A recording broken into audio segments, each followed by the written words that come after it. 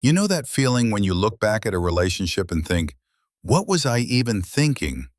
You were brilliant everywhere else, your job, your goals, your friendships, but somehow you couldn't see what was painfully obvious to everyone around you. If this sounds familiar, you're not broken, you're human.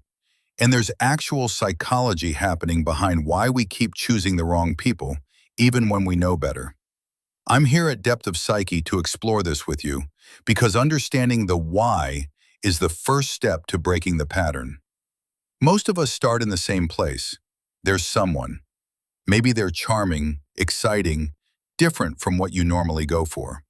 Or maybe they remind you of something, a feeling, a person from your past, a version of yourself you wanted to be. That's where your brain does something clever, but absolutely sabotaging. It mistakes familiarity for chemistry, what psychologists often refer to as the repetition compulsion. Your subconscious is basically trying to solve an old equation.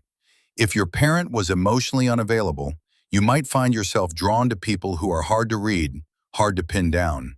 Your brain whispers, "This time will be different. This time you'll finally figure them out. This time they'll love you." But that's the trap. We don't fall for people because they're right for us. We fall for people because they trigger something in us. The thrill of chasing someone who doesn't quite commit. The comfort of being needed by someone with problems you think you can fix. There's something intoxicating about that sense of purpose, even if it's built on a fantasy. And here's the really hard part. Your brain is absolutely convinced you're in love.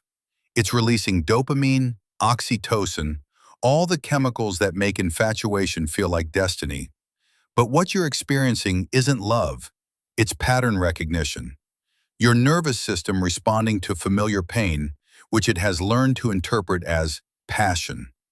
The people we choose often hold up a mirror to something we haven't resolved in ourselves. They're showing us a wound we haven't healed. Deep down, it's not really about them. It never is. The intensity is actually your unfinished business screaming for attention. Your past is literally directing the casting of your romantic life.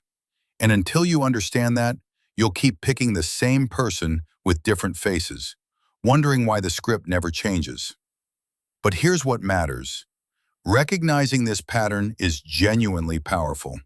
Once you see it, you can't unsee it. You start noticing when you're being drawn to someone because they remind you of your father's emotional distance or your mother's dramatic intensity. You catch yourself leaning toward the same chaos you swore you'd avoid. In that moment of awareness, you have a choice. You can keep performing the same relationship dance, or you can do the real work, the inner work. Therapy helps. Self-reflection helps. Journaling your patterns helps. Talking to people who aren't afraid to tell you the hard truth helps. Next time you feel that pull towards someone, pause. Ask yourself, are you attracted to them, or are you attached to the idea of them? Are you hoping they'll change into someone compatible, or do you genuinely like who they are right now? Because once you start choosing people based on who they actually are, instead of who you need them to be, everything shifts. Your relationships become calmer, healthier, more real. If you've been wondering why you keep ending up in the same painful situation, drop a comment. Tell me your story.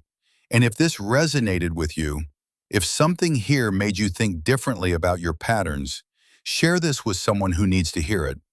We're all out here trying to break our cycles, and sometimes knowing you're not alone in the pattern makes all the difference. Subscribe to Depth of Psyche for more on the psychology behind everything you do and why you do it.